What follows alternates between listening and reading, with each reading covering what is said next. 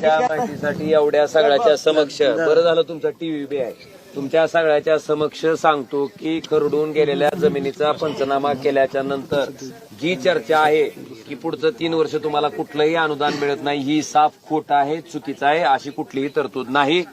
खरडून गेलेल्या जमिनीचा पंचनामा झाला तर एका हेक्टरला 47,000 रुपये आणि 2 हेक्टरचे जर आपण हिशोब केला तर 94,000 रुपये त्या शेतकऱ्याला खरडून गेलेल्या जमिनीची मिळू शकते. फक्त अट एकच आहे की तो शेतकरी अल्पभूधारक पाहिजे, म्हणजे त्याचं क्षेत्र 5 एकरच्या आत पाहिजे. अशी चर्चा कोण करत असेल तर कृपया त्याच्यावर विश्वास ठेवू नका.